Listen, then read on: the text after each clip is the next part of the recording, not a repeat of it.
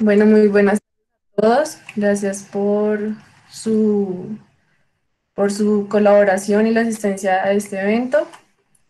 Somos el capítulo estudiantil de la Asociación Colombiana de Geólogos y Geofísicos del Petróleo de la Universidad Nacional, junto con la colaboración de los otros capítulos de la universidad, de la IAG y de la IPG, junto con la empresa Neoil, que nos ha permitido la colaboración, nos ha brindado la colaboración para este ciclo de charlas que se han venido realizando durante este último mes.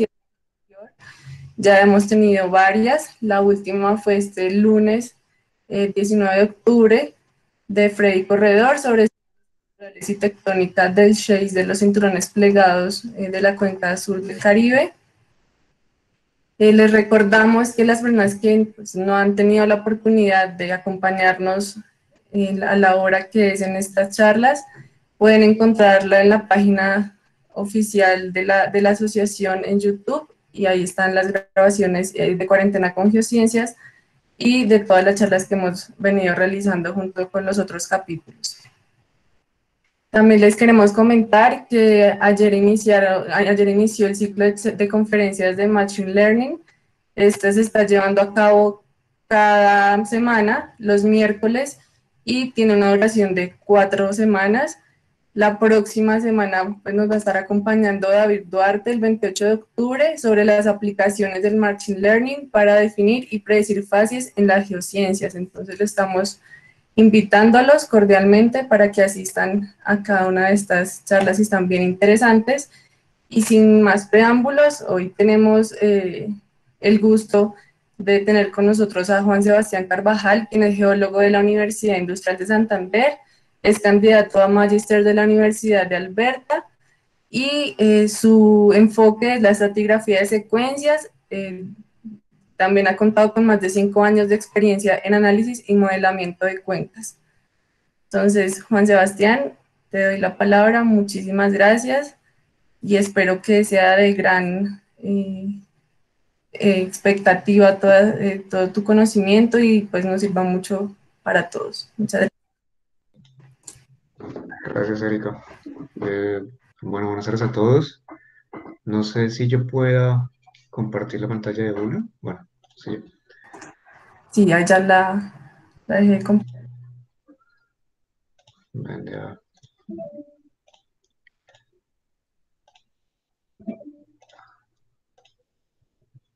Espero me activo los permisos.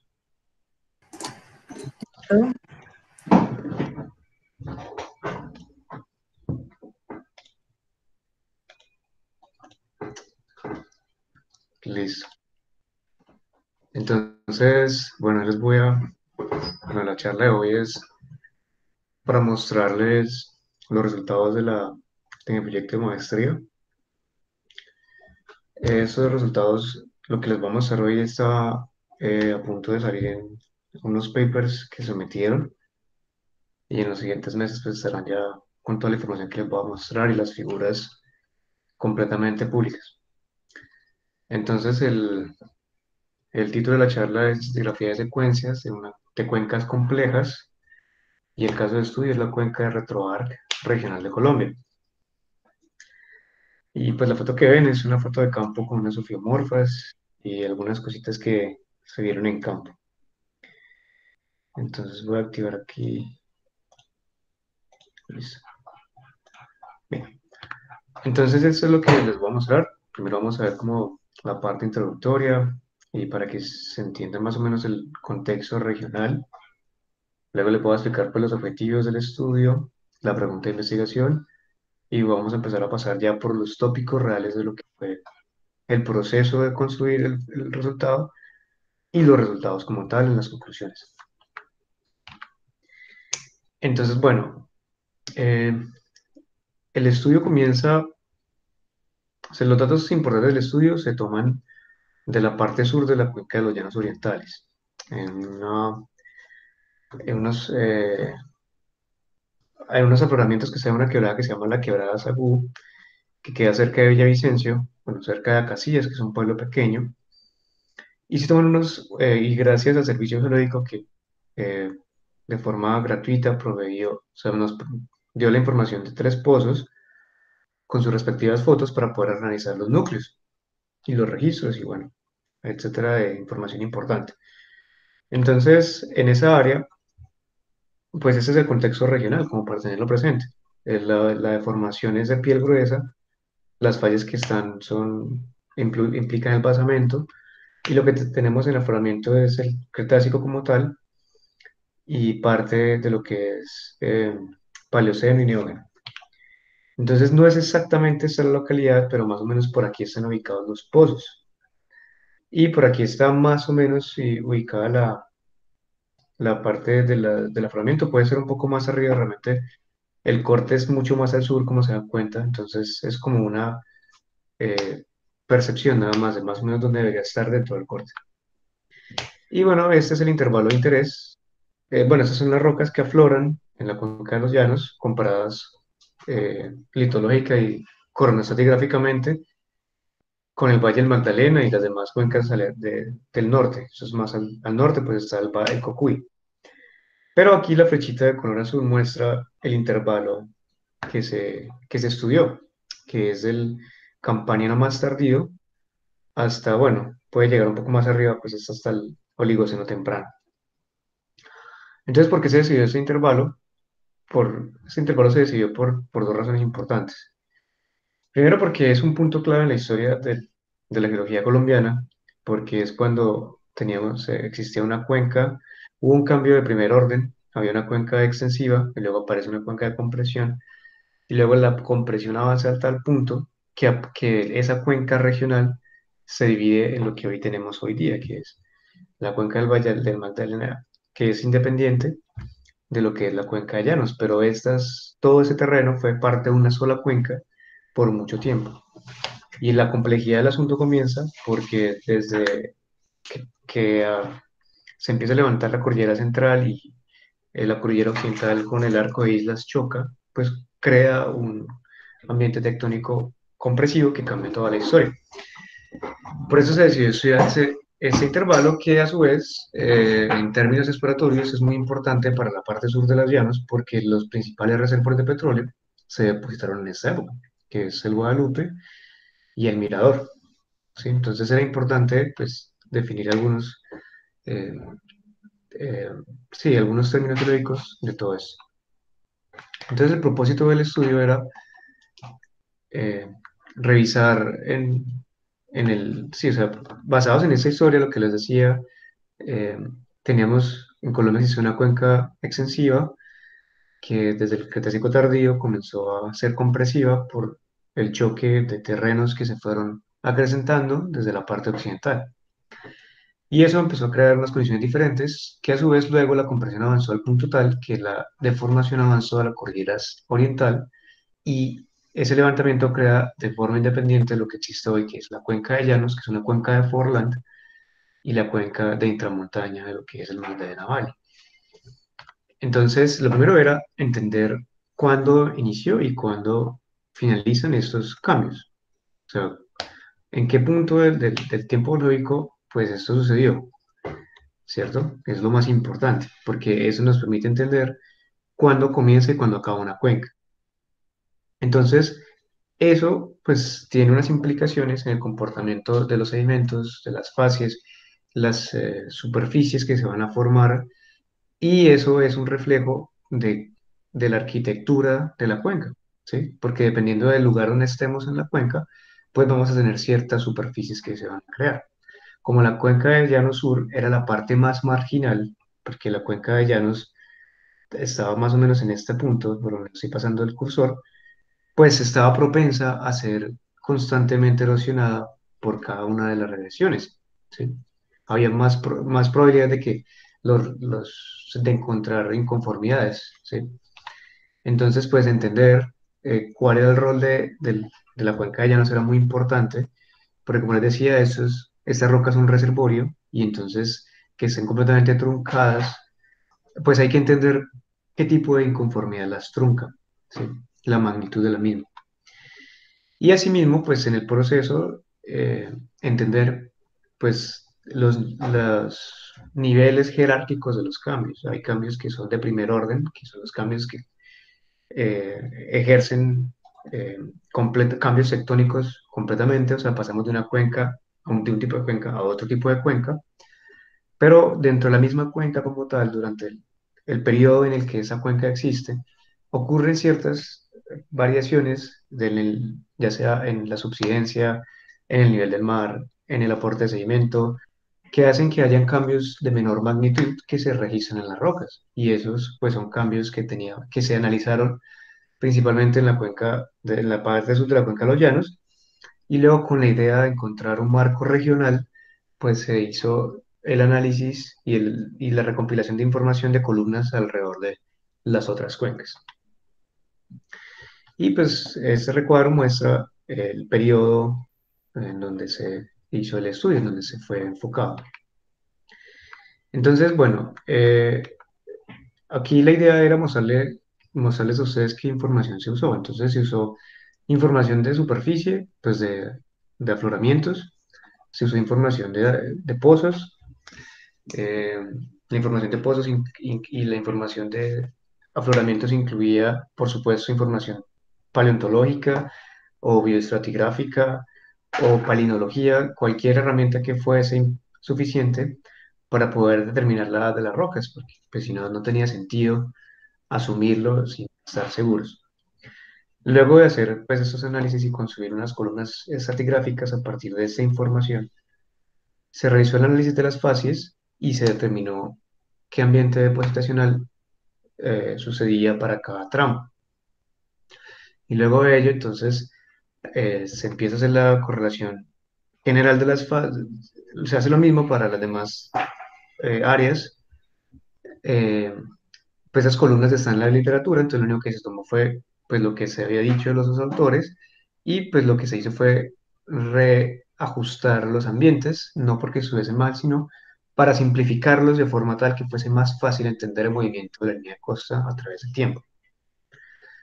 Y pues al final la idea era construir exactamente eso que están viendo acá, que era un marco de estratigrafía de secuencias regional en donde se incluían esas líneas, muestran el afloramiento y la posición del afloramiento y de los pozos, y así como ustedes empiezan a ver acá, pues los system tracks y las superficies y todo lo demás. Entonces, vamos, la idea es mostrarles cómo llegamos a ese punto. Entonces, lo primero, pues fue el análisis de facies, que se hizo primero en la columna de la SAGU. Entonces, pues se hizo un levantamiento de más o menos unos 450 metros de sección, y entonces, bueno, se interpretaban las facies en base, pues, a un artículo de del 2016, donde se intenta hacer una estandarización de lo que se llama facies o la nomenclatura que se usa para tener como algo más organizado. Y pues las fases que se empezaron a encontrar, pues en la parte más basal, esta parte no se alcanzó a revisar, entonces en una tesis que se publicó de una maestría de la UIS del año 2016, del metro cero al metro 100, esas facies, al metro más o menos 120, esas facies, eso es parte de una columna que ya se había hecho. A partir de ese punto hacia arriba fue todo levantado por este estudio. Entonces, lo primero que encontramos son unas arenitas de tamaño medio a grueso con ofiomorfas, ¿sí? Con asignofacies y eh, estratificación cruzada. Luego pasamos a esta parte es muy importante porque muestra cómo este patrón progradante, ¿sí? De capas muy gruesas es interrumpido por capitas más delgadas, ¿sí? Y de menor tamaño de grano. Y ese contacto es irregular, o sea, es un contacto que en algunas partes uno puede ver ciertas irregularidades. Entonces eso se marcó como un contacto discordante. Y pues es importante mostrar cómo ese patrón acá progradante de, de esas fases de acá pasa pues a algo un poco más fino y de capitas más delgadas. Luego aparecen unas arenitas muy parecidas a las anteriores, con un tamaño un poquito más grueso, también unas ofiomorfas, y luego pues ya el ambiente se vuelve un poco más distinto cuando le aplicábamos ácido clorhídrico de las rocas, ellas se efervescían porque tienen fosfatos, se reconoció glauconita y pues el contenido de ofiomorfas es muchísimo más alto y los tamaños son muy grandes, mostrando que efectivamente la población de bichitos en ese momento pues aumentó y habían condiciones de cambio. ¿Sí? Luego aparecieron estas facies de lolitas con unos lentes de óxido de hierro. Luego aparecían unas arenitas muy bien gruesas con artesas, estratificación artesas. Esto se mantuvo por varios decenas de metros. Luego apareció ya algo pues, más dominado por eh, cambios entre lolitas y limolitas con estratificación lenticular, mostrando pues como ciertos cambios en la estratificación. Luego estas se cambian completamente. Hay algo un poco, o sea, unas lolitas silíceas, eh, unas lolitas limolíticas con cierto contenido de material carbonoso. Y luego esto vuelve a cambiar completamente, porque lo que encontramos es las mismas lolitas, pero más limolíticas, ya, no, ya pierden el material, el contenido de material carbonoso y aparece ya pues siendo más moteado, o sea, uno comienza a ver es más moteado, completamente oxidado de toda la secuencia. Y luego eso cambia, encontramos pues es un poco cubierto, pero se notó el cambio discordante de lo que aparecen arriba, que son unos conglomerados, el tamaño era completamente diferente, y esta formación que es los cuervos. Entonces, ahí se notó otro cambio y luego pues lo que teníamos arriba era unos depósitos ya completamente conglomeráticos con estratificación artesa. Y aquí pues nos sucede algo pues bastante curioso porque después de esos conglomerados aparece una capita de 1 metro más o menos de unos paleosuelos completamente eh, oscuros, como parece que hubiesen tenido materia orgánica suficiente por el color y tiene pues trazas de raíces de color vino tinto. Y encima de ello aparece una capita de 1 metro, que esto no tiene mucho, esto tiene 1 metro, 1 metro con 50, realmente esto tiene un bastón. Y estas capitas que ustedes ven acá son arenitas de tamaño medio, no se puede ver absolutamente nada de acidificación, o sea, no tienen estructuras sedimentarias porque están completamente bioturbadas y eso se asocia a hinofacies de Cruciana por la población tan alta que tienen de bioturbación. Y luego pasamos a algo completamente diferente, que son unas lodolitas con talacinoides. Entonces, por lo menos en la parte superior de la columna hay un cambio impresionante, ¿sí? Y lo que se pudo reconocer, pues, de manera general es que hay una progradación región, o sea, muy general, con ciertos cambios más chiquitos, pero en general esto es progradante, ¿sí? Y luego vuelve a haber una retrogradación completa en la parte superior de la columna. Eso fue lo primero que salió. En las columnas de los pozos, pues lo que se encontró fue que desde en la base hasta el tope había algo similar, unas arenitas con unas ofiomorfas, luego había unos paleosuelos con unas raíces, unas arenitas gruesas, muy gruesas, con estratificación cruzada, que luego pasaban a unos conglomerados, y luego nuevamente pasaban a un material mucho más fino, completamente lleno de ofiomorfas de nuevo. Entonces el cambio era muy similar, o sea, había tener una progradación completa, un pedazo agradante y luego pues nuevamente retrogradación. En el pozo número 2 sucedía algo muy similar. Aquí no se alcanzaron a ver las ofiomorfas porque no estaban revisados los núcleos, pero se alcanza a ver que el mismo nivel de paleosuelos, con eh, unos paleosuelos con unas raíces, luego nuevamente aquí pues las arenas con estratificación cruzada, nuevamente paleosuelos, con raíces, y luego unos conglomerados, nuevamente paleosuelos con raíces, y luego un nuevo intervalo de arenas con ofiomorfos. Entonces aquí todas estas foticos de raíces muestran que constantemente esta área estuvo pues puesta a exposición subaérea y creando paleosuelos constantes. Y en el pozo número 3 que es el punto más distal, aparece algo similar. En la parte basal en unas fotografías que tenía de los pozos, aparecen unas ofimorfas muy claras, luego aparecen unas areniscas muy gruesas, masivas, luego aparecen lo mismo, arenitas con esterificación cruzada, luego unos paleosuelos y luego nuevamente ofimorfa, ¿sí?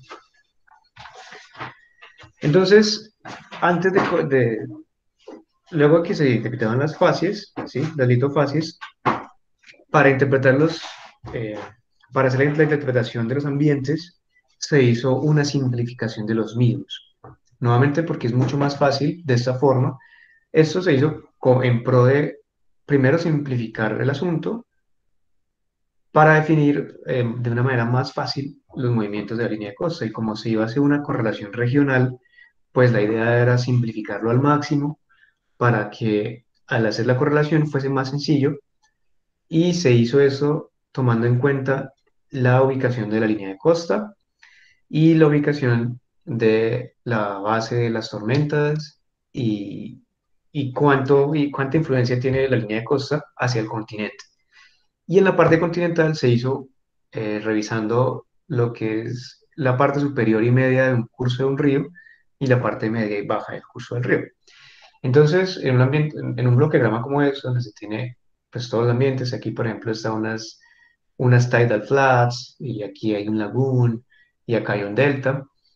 Eso se simplificó estando, si estuviésemos parados en el mismo, o sea, en un delta, pues hemos parado en un ambiente de mareas, de marismas o en un ambiente lacustre que está al lado de la línea de costa, eso realmente es parte de lo que se llama una planicie costera. Lo único que cambia es que realmente hay condiciones diferentes a lo largo que nos vamos moviendo de línea de costa. ¿Sí? Aquí tenemos un río, por eso es un delta.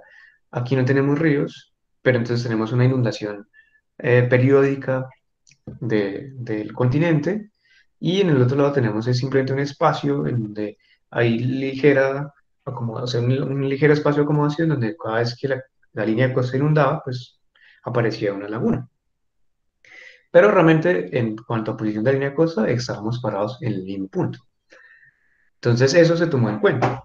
Y así, por ejemplo, desde la parte continental, los primeros ríos donde comienzan a hacer depositación son los ríos donde la sedimentación es más gruesa, que está más cerca del orógeno, son ríos completamente trenzados, de pronto anastomosados, planicies aluviales, coluviones, toda esa parte, todos esos sistemas de depósitos están incluidos en lo que se llama continental. O sea, fluvial continental son las acumulaciones en los ríos, donde se acumula principalmente en los canales, porque el río tiene tanta fuerza que no tiene planicies de inundación o las planicies de inundación cada vez que se migra el canal, pues son erodadas. Entonces lo que tiene es canales muy amalgamados constantemente, ¿sí? Y la velocidad del flujo es de media a alta. Bajando la línea de costa, todos los canales de ríos meándricos, donde hay más planicies costeras, planicies de inundación, ¿sí? Eso está incluido en lo que es marginal fluvial, que hasta cierto punto podría ser influenciado por la inundación de la línea de costa. Recordemos que la línea de costa puede influenciar hasta más o menos 150 kilómetros dentro del continente. Esos son cambios abruptos, pero igual se tiene que considerar. Y esas acumulaciones se dan principalmente en este pedazo de la acumulación, no solamente se da en el canal, sino también se da en las planicies de inundación, porque pues el río va migrando de manera más lenta, ¿sí? Entonces todo lo que se llama en slips, la migración de los canales es más lenta, entonces el amalgamiento de los canales es menor, ¿sí? Porque el río pierde energía. En la planicie costera, pues como ya lo dije, está todo lo que son deltas. Los estuarios están aquí, solo que los estuarios es condiciones de transgresión, los tidal flat eh, y los lagoons, ¿sí? Todo lo que está enfrente de ella, cosa que pueda ser inundado constantemente por un cambio en ella misma. En la parte del upper shore face, la sedimentación ocurre en, bajo la influencia de mareas y oleaje, ¿sí? Y entonces todo lo que esté depositado por encima de la base del promedio del oleaje, Eso es Aperture Face para para todos nosotros. Eso podría incluir la parte superior de un delta front, por ejemplo, ¿sí? O el supratidal, el ambiente supratidal también está incluido ahí, ¿sí? Por posición de las mareas. El ambiente lower shore phase es todo aquello, se denominó todo aquello que se haya depositado cerca del ambiente del Fairweather wave base, cerca de la base promedio de las olas, y el inner shelf es todo lo que se deposita eh, entre la base del oleaje promedio y la base del oleaje de tormentas. O sea, en esa parte solo hay influencia de oleaje y de marismas cuando hay tormentas. Y pues en el outer shelf, esa es la parte donde la depositación, a pesar de que hubiese una tormenta, no se va a ver afectada, sino usualmente va a tener material más fino y materia orgánica alta. Y todo lo demás, pues es lo más avisado y lo profundo que vendría siendo desde este punto, que es el quiebre del shelf. ¿Sí? Todo eso para allá, pues no se revisó porque pues la sedimentación que se analizó, eso es en aguas someras y no teníamos ni turbiditas ni registros de ese tipo. Entonces aquí pues no lo vamos a ver a detalle, pero pues acá están las asociaciones de las fases y entonces que unas ocurren en los offshore o el prodelta, entonces se llama inner shelf, que unas ocurren en lower shore phase o lower delta front, entonces lower shore phase. Aquí nunca se revisó si fuese supratidal o intertidal, porque esos ambientes es más cuando hay carbonatos y en la sucesión que se vio no se vieron carbonatos y las glauconitas y fosfatos sea una explicación diferente que más adelante la vamos a ver. Y aquí seguimos que el Aperture Phase, el Coastal Plain, el Continental Fluvial y el Marine Fluvial, que realmente la diferencia entre estos dos es los ríos, el amalgamiento de los canales. Entonces, si tenemos canales muy amalgamados, vamos a estar más cerca del orógeno, donde constantemente el curso del río es renovado y entonces los canales del río migran y erosionan lo que había depositado y dejan simplemente canales unos sobre otros superpuestos. En la parte más marginal, pues el río pierde energía y su curso no es constantemente renovado por el levantamiento del orógeno o de la roca fuente, sino que pues el río es más tranquilo y puede ir migrando con más calma. Entonces, como les decía, cuando hice una correlación entre la SAGU y el pozo número 3, pues lo que se veía es que en términos generales, desde el campanero tardío, que veníamos con sedimentaciones de inner shelf y lower shore phase, pues pasamos a sedimentación en fluviales, ¿sí? O sea, en ambientes fluviales y de pronto un poco costeros, aunque realmente esto puede ser la parte más lejana, eso puede ser como por acá, ¿sí? Donde simplemente llegó una influencia pequeña, pero realmente no estamos cerca de la línea de costa, eso puede ser 50, 120, 90 kilómetros lejos, pero en realidad pues hubo una tendencia de progradación, ¿sí? Y luego pues una rápida retrogradación, porque pasamos de ambientes completamente fluviales de los conglomerados que les mostraba, pues a ambientes de lodolitas con talasinoides y todo lo demás. Entonces eso fue la primera impresión. Entonces, sin embargo, la idea era revisar cómo encajaba ese pedacito pues en el rompecabezas regional. Entonces, usando unos puntos de control que tenía Germán Bayona en un paper que publicó en el año 2018, muchos de los estudios que él colocaba y nombraba, pues se revisaron en ese estudio para construir una correlación con cada punto. Entonces lo que se hicieron fue una serie de correlaciones para mostrar cómo estas fases concordaban o correlacionaban con lo que estaba en la cordillera o estaba en el valle medio del Magdalena o en el valle superior. Entonces esos son parte de todos los autores que se fueron revisando. Entonces lo primero que se hizo fue una correlación pues de oeste a este, en donde se comenzaba en el valle superior del Magdalena, el valle medio superior, y se pasaba a la cuenca de Llanos. Entonces acá, pues los cuadritos representan, o sea, los espesores están escalados, entonces se puede ver pues la diferencia tan gigante que hay en lo que había de registro en la parte más marginal a lo que hay pues en el Valle del Magdalena o en la misma cordillera. Por ejemplo, Bogotá tiene un registro pues impresionante, ¿sí? Y aquí pues apareció una de las curiosidades más grandes que tenía, o sea, que luego fueron analizadas, que es, ¿y por qué tenemos acá un espacio en blanco? O sea, ¿por qué en el flanco occidental de la cordillera oriental hay una discordancia que me borra todo el Maastrichtiano y parte del Campaniano? Entonces, eso fue una duda, porque ¿eso cómo puede suceder? Eso, en términos, o sea, ¿en qué tipo de cuenca se puede suceder eso, que tenga sedimentación en los dos lados y en una parte no? ¿Sí? Y, por ejemplo, porque tengo o sea, sedimentación más gruesa, bueno, más espesa en el Valle del Magdalena al inicio, y luego paso y la sedimentación se vuelve más espesa en Bogotá. Eso, por ejemplo, no lo entendía, ¿sí?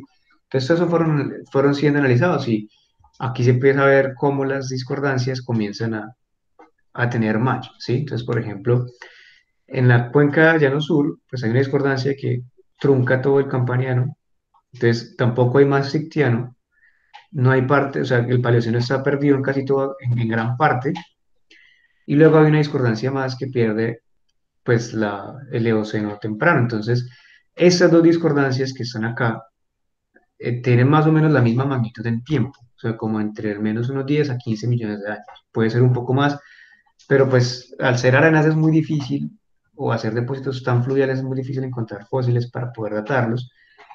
Lo que se usó fue revisar unos informes y pues por medio de una información por parte de Ecopetrol, eh, se pudo acceder como a unos informes que el Servicio Geológico proveyó para poder ver como algunas edades que se tenían, pero es muy difícil establecer específicamente cuál es la edad. Pero más o menos tienen entre 10 a 15 millones de años ambas discordancias, entonces es una discordancia bastante gigante. Entonces luego, pues lo que se hizo fue pues hacer una correlación en, bueno, qué pasa en el Valle del Magdalena. Entonces se hizo una correlación de sur a norte, desde el Valle Superior al Valle Medio. Entonces se puede ver que las fases correlacionan muy bien y aquí se ve algo que no se ve en los llanos, y es que para el Oligoceno pues no hay depositación marina, todo sigue siendo fluvial. Entonces ahí ya empieza, ahí volvimos atrás y nos dimos cuenta de eso y entonces aquí empezamos a partir un punto importante en la historia, en donde las fases del oeste, del este, ya no son correlacionales con las fases del este. O sea, estas fases de aquí ya no son correlacionales. No tiene sentido, porque aquí sí lo tiene. Aquí la parte del Magdalena fue más profunda y a medida que íbamos hacia la parte más distal, íbamos sumerizando. O sea, pasamos de sedimentación en shelf a sedimentación costera. Eso es completamente bien, pasando por lower surface. Eso tiene todo el sentido del mundo. ¿Sí? Aquí todo es fluvial, o sea, de parte y parte. Es fluvial. Aquí nos encontraron estos ambientes de medio costeros, pues no, cerca de la costa o en un punto donde había bastante materia orgánica carbonosa que quedó registrada. No se encontró, pero probablemente ha sido por la discordancia, pero es que acá ya simplemente no hay encaje, o sea, ya no lo hay. Entonces, bueno, se siguió analizando, entonces pasó a la cordillera oriental, entonces hizo una correlación en la cordillera oriental donde salía pues que aquí las fases encajan perfectamente, o sea, aquí no hay una diferencia de nada. Y se empieza a ver que, por ejemplo, hacia el sur, pues hubo más, era más somero, o sea, había un levantamiento, o acá, pues, digamos, había más subsidencia, y por eso las fases hacia el norte, hacia Úmbita, pues son más profundas, ¿sí? Pero en realidad, pues, el tema es muy similar, y de hecho hasta el espesor es bastante parecido, o sea, como si el depocentro hubiese estado cerca de esas localidades para el Paleoceno, por ejemplo.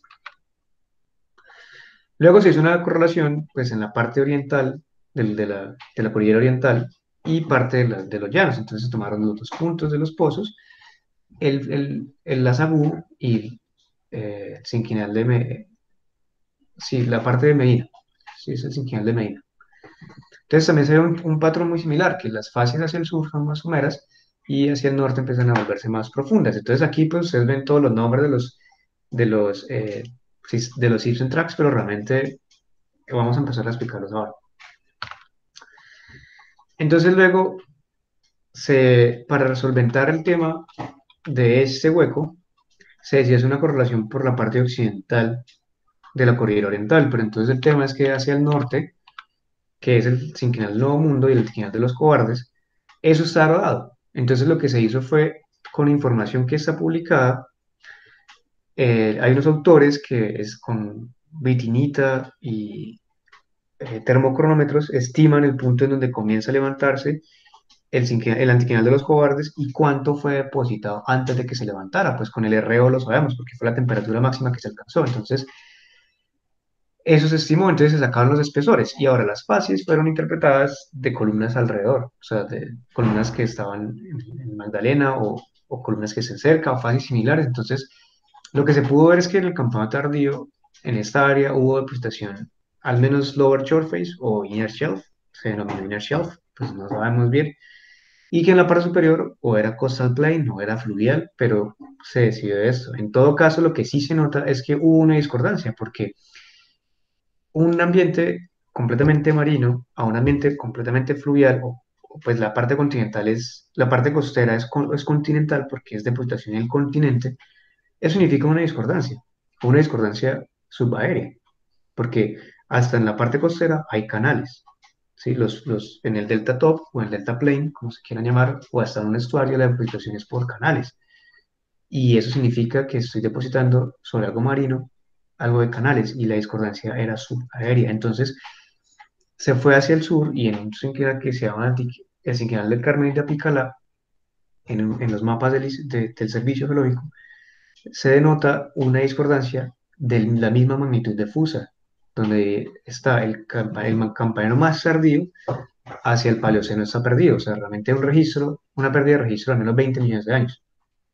Entonces, se identifica como una tendencia de erosión en esa parte, pero lo que se puede ver es que la discordancia, o lo que se asume es que la discordancia se volvió más joven, por eso hubo depositación en el antiquinal bueno, en el antiquinal de los cobardes, por eso en esa parte hubo depositación, porque s- listo, hay una regresión, aquí aparece una discordancia, y hay depositación porque la deformación migra de sur a norte. Y eso lo han dicho todos los autores. Cuando hacen la reconstrucción completa regional, ellos ven que las placas, el margen de deformación migraba de sur a norte. Y eso es una evidencia estratigráfica de esa migración, donde la deformación migraba y la discordancia se hacía más prominente. Entonces se comenzaron a hacer nuevamente, en base a lo que mostraba Bayona, como eran los mismos puntos, pues se intentó hacer una reconstrucción palimpática, incluyendo los puntos nuevos, que es la sagú y los pozos. Entonces, se ve que ese campeonato tardío, aquí había que una exposición, ¿sí? Del ambiente. Entonces, digamos, había una erosión constante y en el norte, pues había ya somerización del ambiente, al punto tal que tuvo que haber llegado a ambiente costero, mientras esto pues hacía más prominente de erosión. Y aquí ya empieza a verse lo que es la eh, geometría de la cuenca, la arquitectura. Entonces, aquí se definió que eso es el punto inicial, o sea, esta discordancia se denominó la discordancia del Forbush, o sea, la inconformidad generada por un Forbush. O sea, y es lo primero que se forma cuando hay una cuenca de Forland. El Forbush se levanta y comienza a ser erosionado. Entonces, ese punto de esa superficie es una superficie de primer orden. Sí, eso lo dicen en unos libros, en unos papers Octavian Catuniano y también lo dice, eh, está en un libro de James Nancock donde explica la evolución de las cuencas de Forland.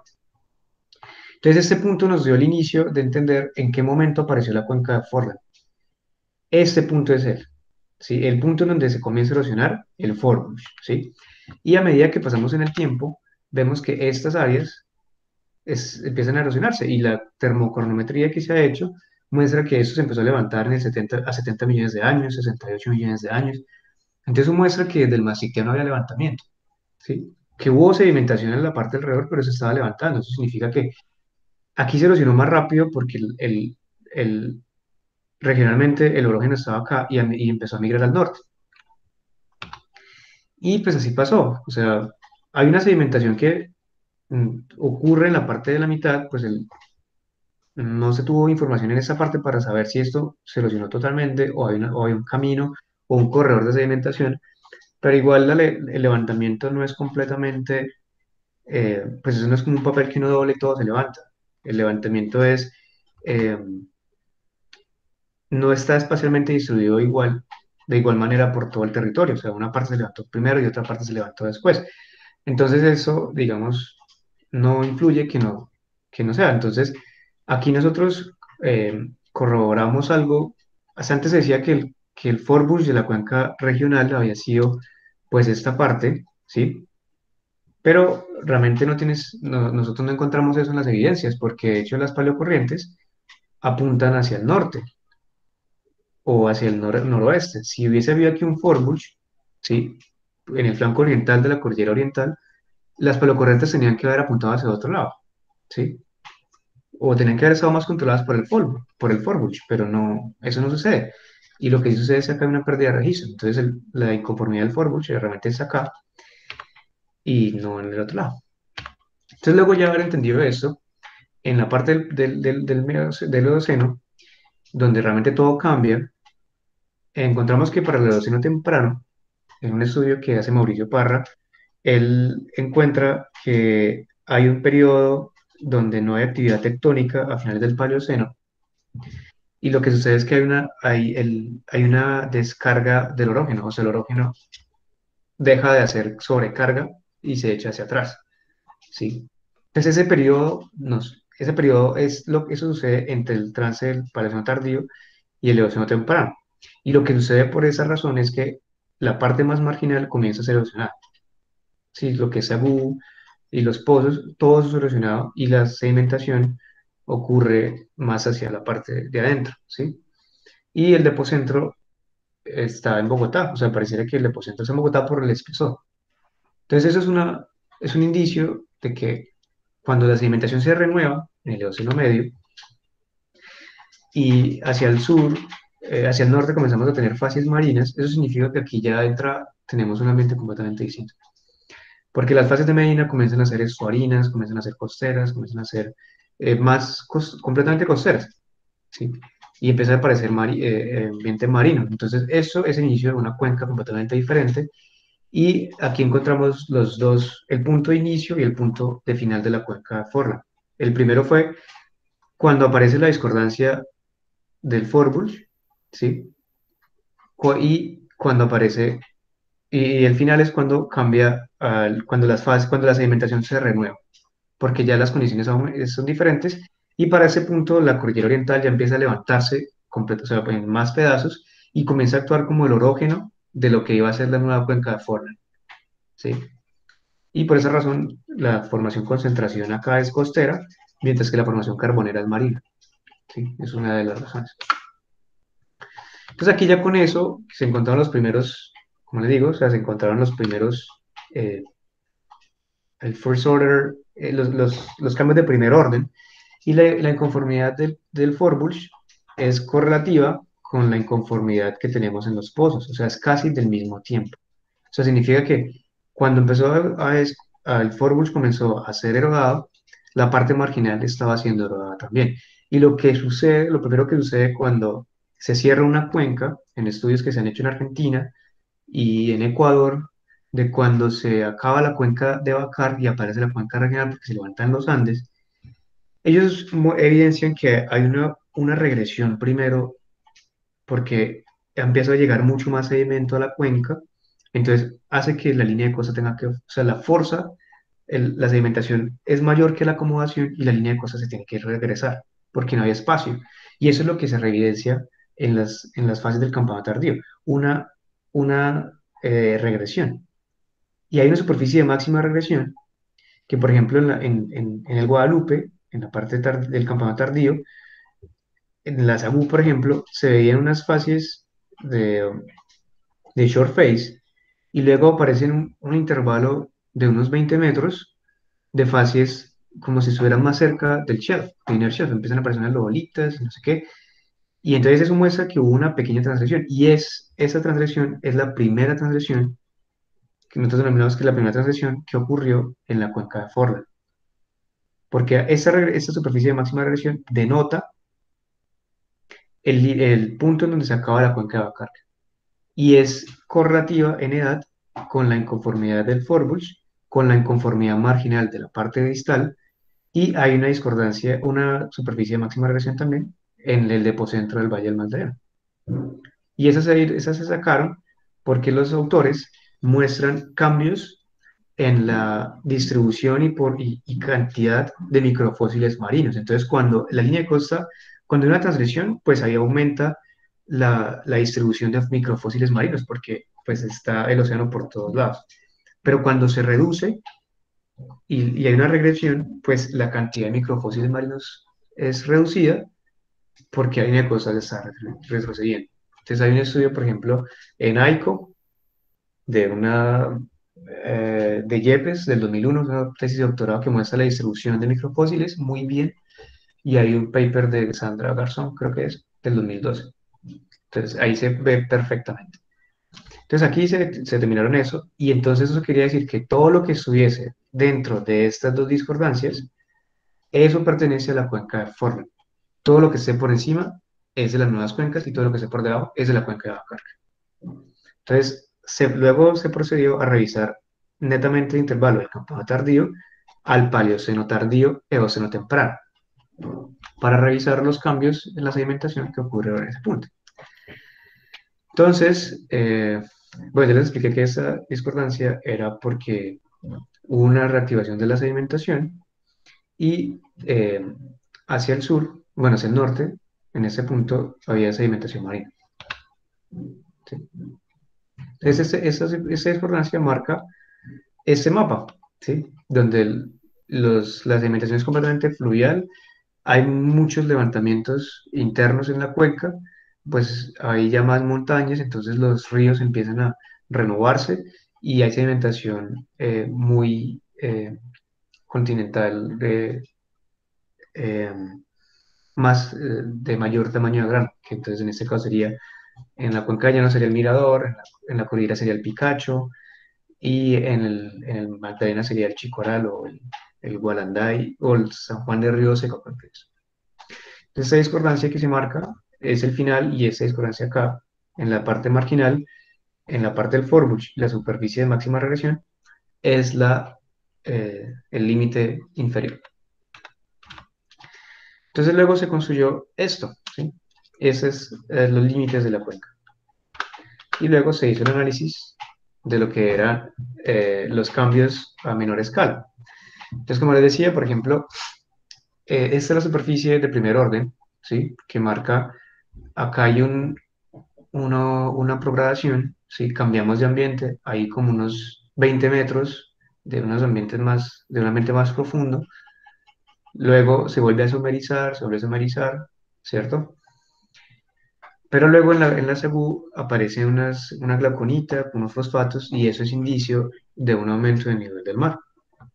Porque cuando hay glauconita, la glauconita requiere que la sedimentación haya bajado para que para que el proceso de diagénesis pueda ocurrir. Entonces, el aumento de materia orgánica y su exposición, pues comienza a crear la glauconita. Y eso requiere tiempo de millones de años para que suceda. Entonces, eso significa que aquí hubo una transgresión y no tiene que ser cambio de ambiente.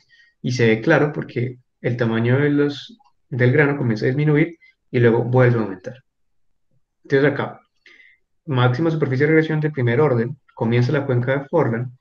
Lo primero que sucede cuando hay una cuenca de Forlan es que después de que aparece el Fallbulge, empieza a haber subsidencia en los depocentros, y entonces aquí esa subsidencia pues es mucho más pequeña porque es el backbulge, y entonces esa sedimentación ligeramente se hace más profunda, ¿sí? Aquí también aparecen unos talacinoides y unas glauconitas, y luego comienza a sumerizarse nuevamente.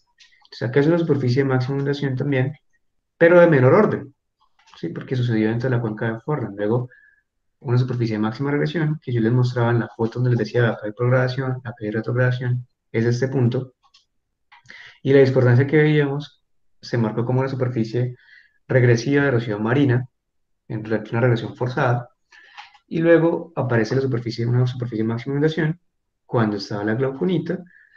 Luego llegan los ambientes costeros, que lo que sería equivalente a la formación Guaduas, y eso es erosionado, y hay una erosión que me elimina el masictiano medio a tardío, porque justamente yo no creo que eso sea tardío, sino ustedes, todo eso es mastictiano temprano, y luego la sedimentación aparece nuevamente en el Paleoceno, ¿sí?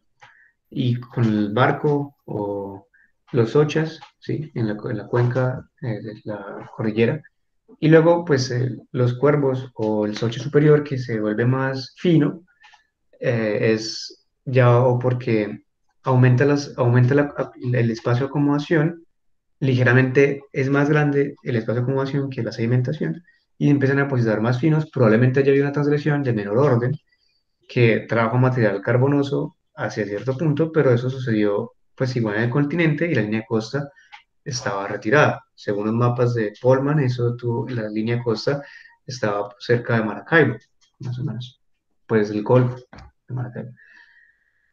Y luego aparece una discordancia en los paleosuelos y ahí acaba la, eh, la, la cuenca porque comienza a haber la descarga, o sea, el orógeno deja de hacer carga y entonces la flexura por presión se elimina y lo que sucede es que hay eh, una flexura litosférica, pero para recuperar isostáticamente el terreno. Entonces, todo lo que está depositado comienza a ser expuesto en las partes marginales, y eso es lo que siempre sucede cuando una cuenca se cierra.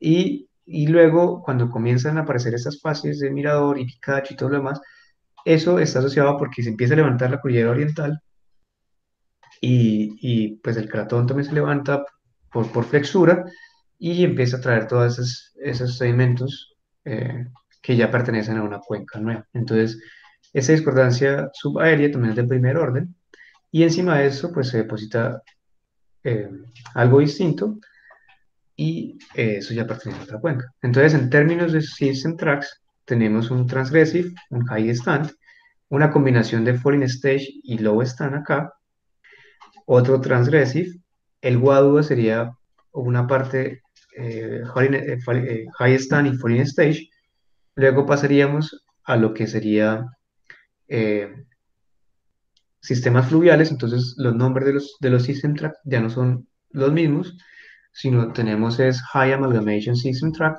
y Low Amalgamation System Tract.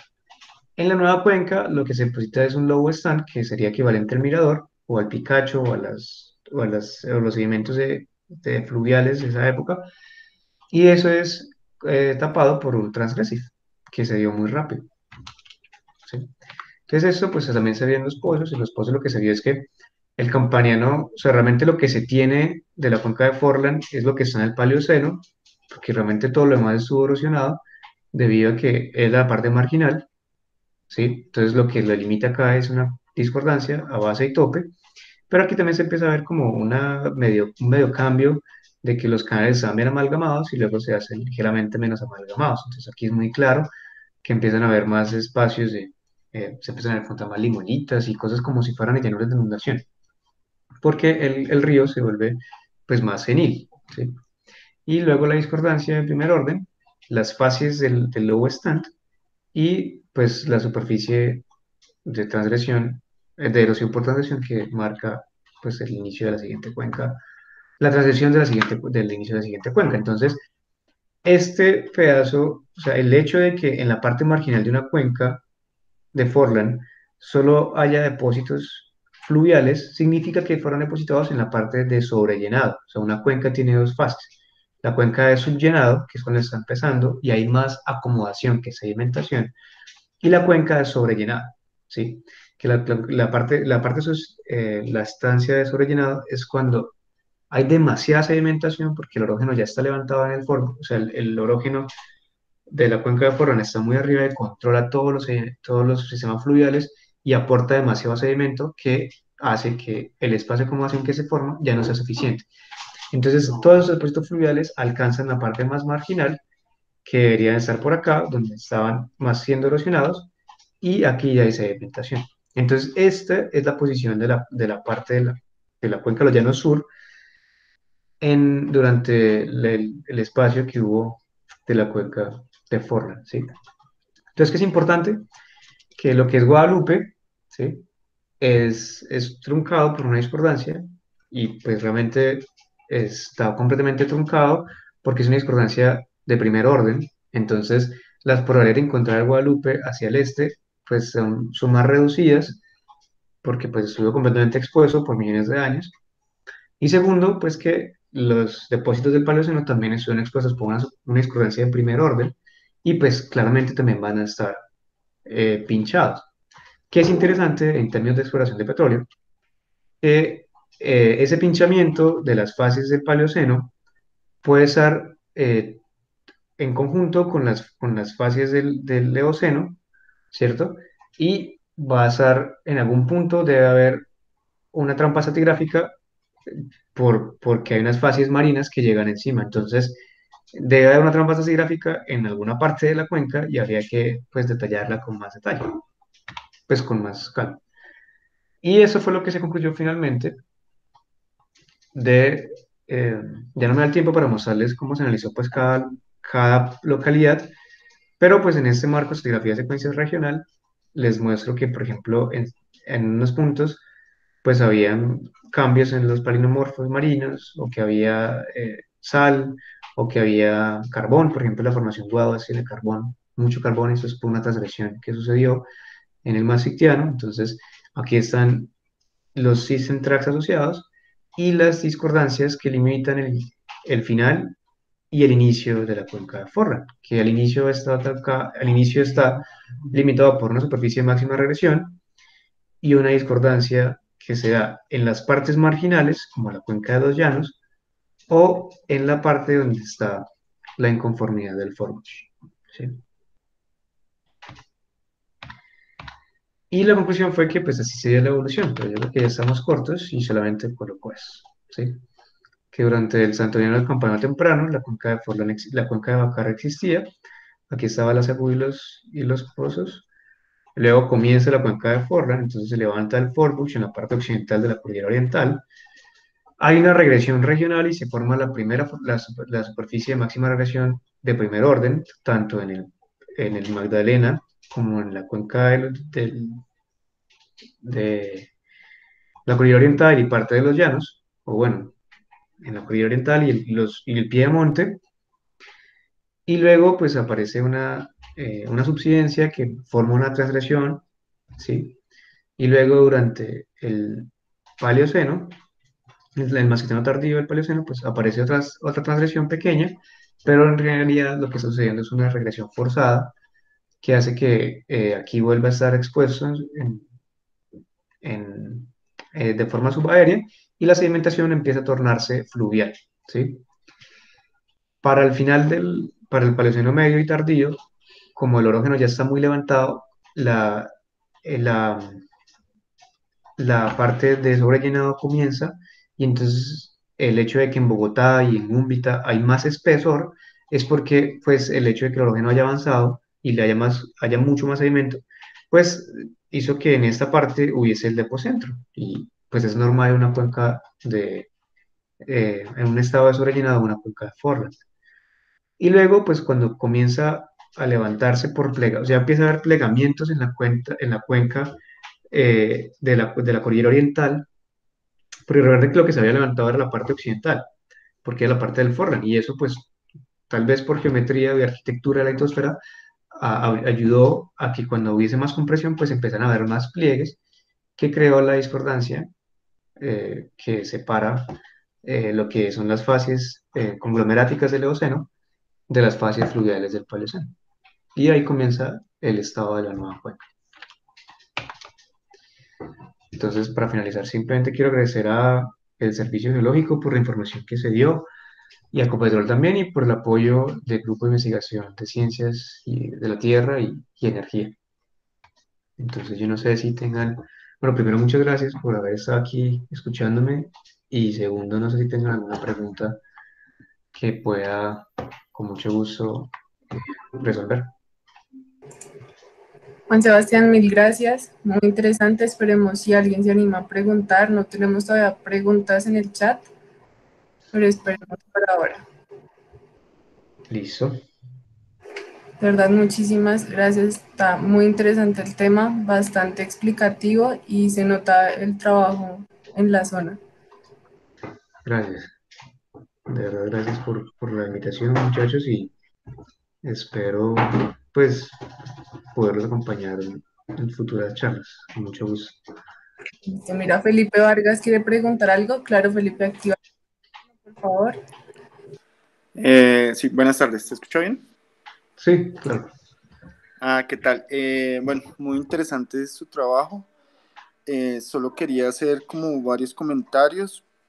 Mm, digamos que lo que usted plantea es válido, digamos, para la sección que usted está mirando, para los dos pozos que cuando uno mira en una cuenca, un pozo en realidad es un punto, ¿no? Pero digamos, sí cambia un poco hacia el norte, digamos, cuando usted mira Casanare, cuando usted mira el área de Arauca, cambia un poco algunas de las conclusiones de su trabajo, ¿no? E igual también, digamos que también es un poco diferente cuando usted mira el valle superior y digamos, la parte sur del valle medio, donde por ejemplo ahí la discordancia pasamos del Oligoceno al Jurásico, entonces no hay nada de Cretácico. ¿Mm? Y digamos también en el Sinclinal de Guaduas, donde tenemos el Umir, el Cimarrona, y lo mismo hacia el norte, donde también tenemos controles locales como el Alto de la Cira, el Alto de Cahuí. Entonces digamos que sí hay, digamos que profundizar un poco más de pronto para complementar, supongamos, las reconstrucciones que usted pone, ¿sí? Y pues, digamos, ya una pregunta era, digamos que el nombre de la charla, eh, usted pone, o bueno, no sé, de su tesis, usted pone que es una cuenca de retroarc. Me gustaría saber eh, dónde estaba el RetroArch y particularmente en el Valle Medio, ¿sí? Más que en el Valle Superior, porque pues en el Valle Superior. Y digamos, para qué tiempo, usted, dónde lo pone y era esa más o menos la pregunta. Listo, gracias. Vale, con mucho gusto. Bueno, digamos que cuando hay una cuenca de Bacar y luego hay compresión, se forman dos cuencas de Forlan, ¿sí? Una que es forearc y una que es retroarc. Entonces el retroarc es el que se forma hacia el continente y el forearc es el que se forma hacia el occidente, hacia, digamos, encima de la placa. eh, bueno, digamos en este espacio, aquí, o sea, aquí se forma la cuenca de retroarc y aquí se forma la cuenca de forearc, que se va cerrando a medida que, pues, en este caso se acercaba el arco. Entonces, para el Valle para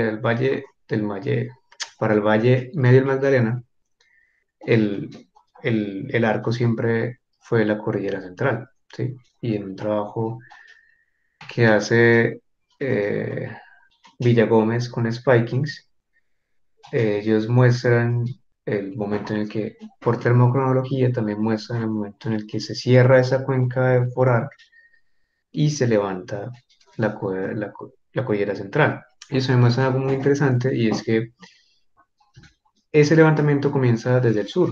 Entonces, si uno se pone a comparar lo que pasaba en Ecuador, lo que pasaba en Perú, ¿sí? Que es más al sur, ese levantamiento comienza a ser mucho más antiguo. Y cuando llegamos a Colombia, ellos muestran unas edades de 120 millones de años, o bueno, no recuerdo, estoy seguro que es del Cretácico inferior para la parte más sur de Colombia. Entonces, lo que quiere decir es que el hecho fue que hubo, se depositó y se erosionó, y por eso, digamos, tenemos a esa discordancia que marca Jurásico y Oligoceno, ¿sí? Porque no volvió a haber subsidencia o acomodación hasta que se levanta la cordillera oriental y crea espacio de acomodación al lado y lado, ¿sí?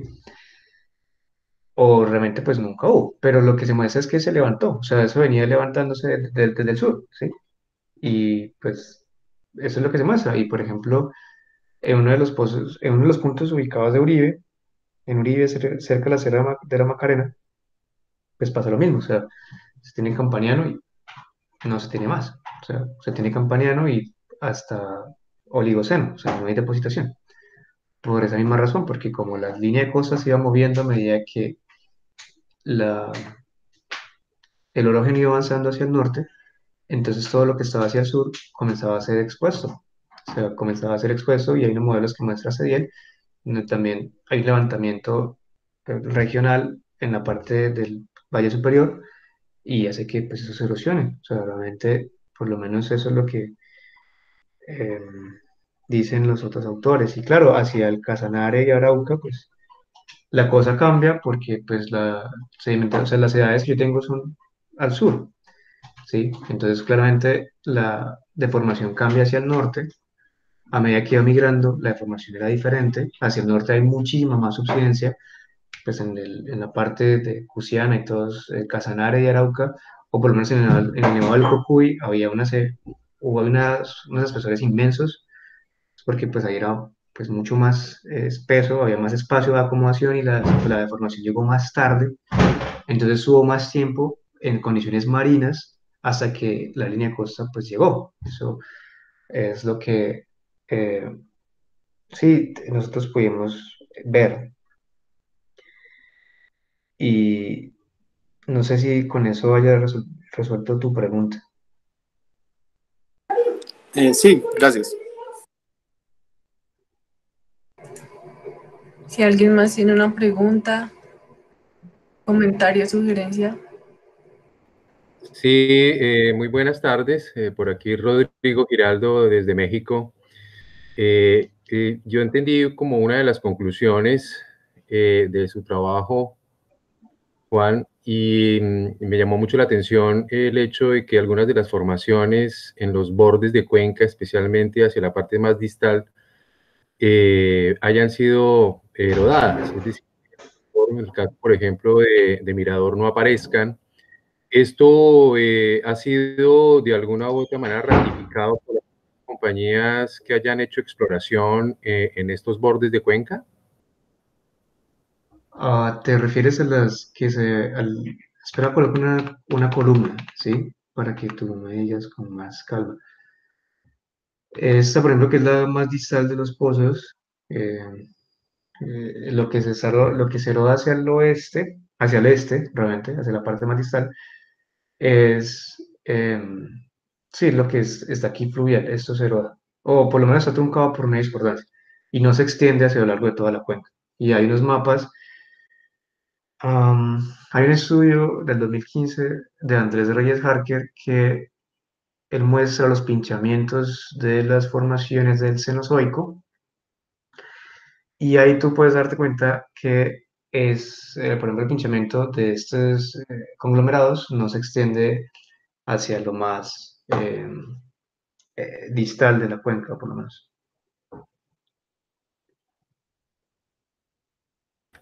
Sí, efectivamente. Entonces, el asunto es si habías documentado con alguna información del Servicio Geológico o información de la ANH estos pozos secos, sin la presencia o Am, que no haya estado bueno, digamos en la que formación. ese tema es un poco más complejo porque pues tú sabes que toda esta información es pues delicada por todo el tema de privacidad.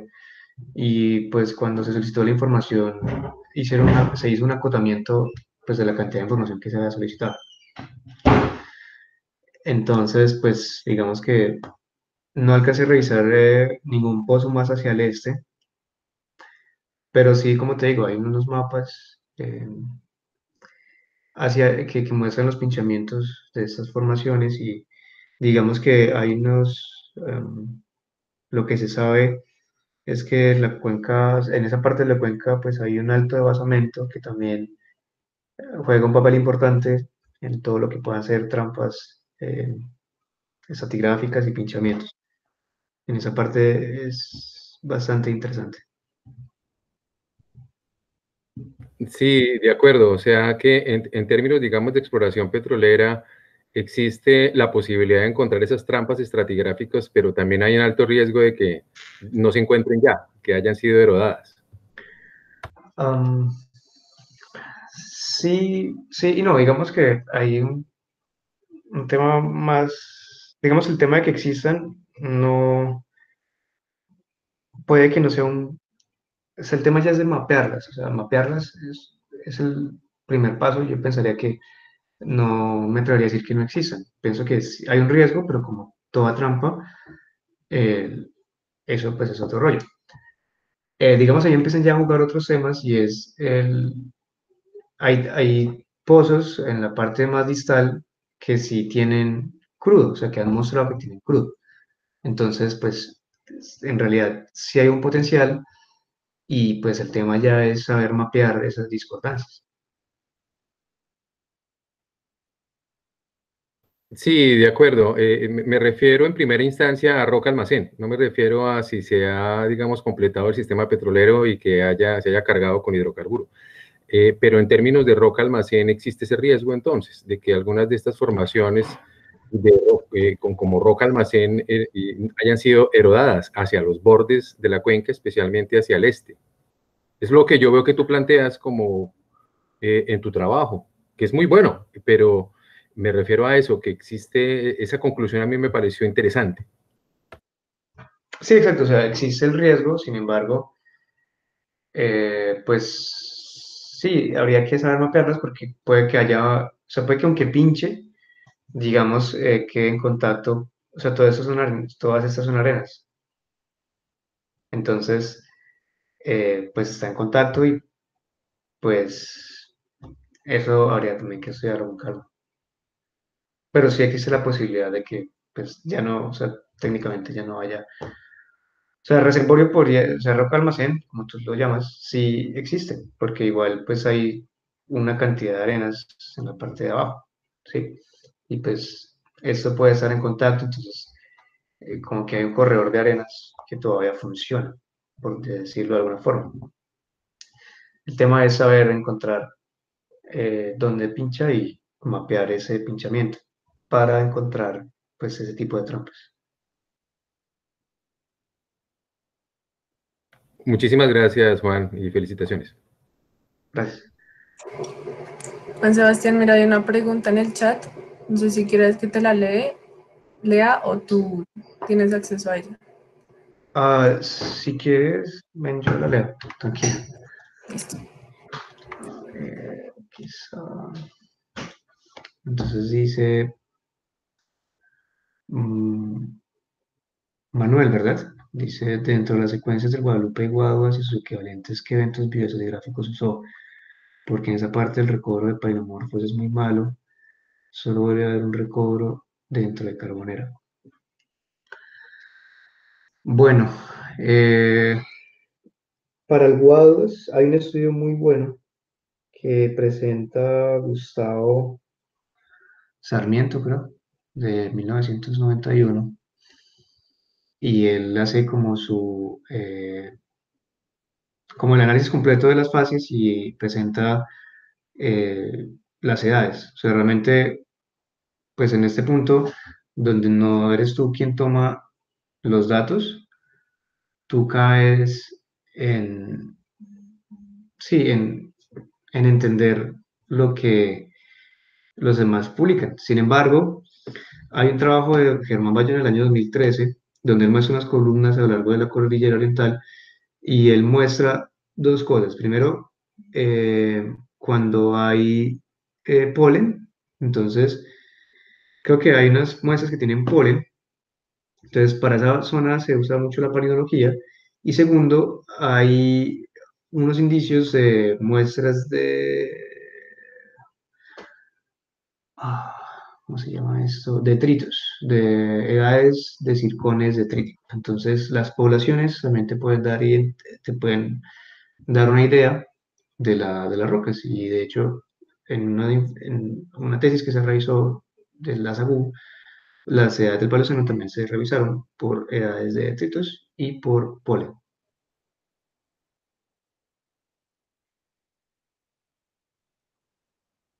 No sé si te haya quedado clara la respuesta.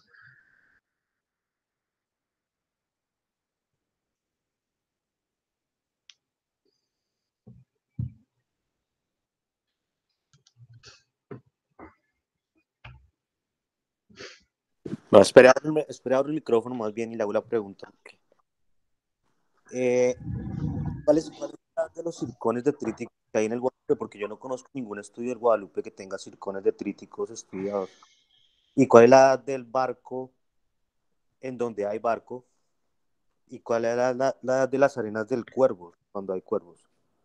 Bueno, las edades de los circones dietéticos del Guadalupe es un tema bastante complejo. La información que se revisó creo que no se ha publicado, entonces como que no podría dártela, ¿sí?